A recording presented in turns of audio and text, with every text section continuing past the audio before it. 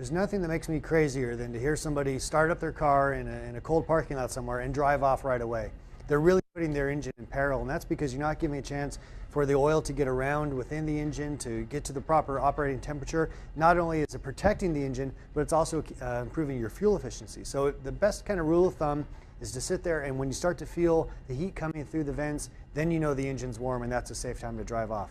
And if you're in an area that's experiencing a lot of snow and also has some hills around, it's a good idea to think about investing in some snow tires. And my suggestion is get some snow tires installed onto an extra set of wheels so you don't have to be swapping them back and forth. You can just, real quick and easy, just to put the new wheels on the car, really make a big difference in your drive. Well, I think a little preparation can go a long way. So when you're going out on a road trip, you want to make sure you've got some simple things that don't take up a lot of weight or space.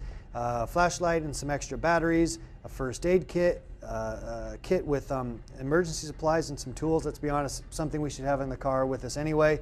Some bottles of water for your passengers, some extra food as well. I think something like this trail mix bars or granola bars, a good idea to keep. If somebody in your vehicle needs some extra medication, if you're going to be stuck at the side of the road, avoid a medical emergency by bringing along some extra of that.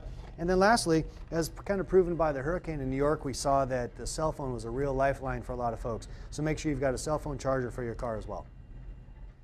According to AAA, the most common problems that they get calls on and things that are very easy to address before you head on the road are two main points. First off is the tires.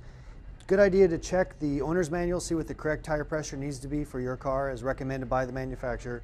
Also, you want to check the tread depth. If these tires are not up to snuff, are not able to do their job, especially as you're going into wet or potentially icy conditions, this is your connection with the road. You want to make sure they're right.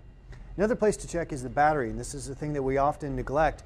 It's real easy to check. Just look at the terminals. If they seem corroded and neglected, get into a GM certified dealer, have them have a look at those posts, have the battery itself tested, make sure it's putting out enough cranking power, because as the weather gets cold, the battery needs to even put out more juice. And if it's not right, go ahead and get it replaced. It's not expensive and it can save you a lot of trouble down the road.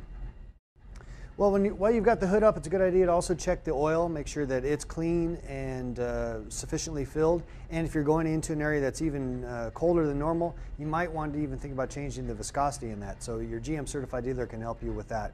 Another thing is, when it comes to fluids, is looking at the windshield washer fluid. And this is something that we often neglect during the summertime. Not only do you want to have that reservoir filled, but also with a low temperature grade fluid. There's nothing like hitting that button and getting a windshield covered with fluid, which turns into an ice rink right away. So you want to make sure it's the right thing. And when you're talking about wiping, let's make sure you get good wipers as well. These are neglected over the summertime, especially if you live in an area that's dry or hot. This rubber can start to get cracked and not create a good seal with the window. It's just not going to do the job that it's there for.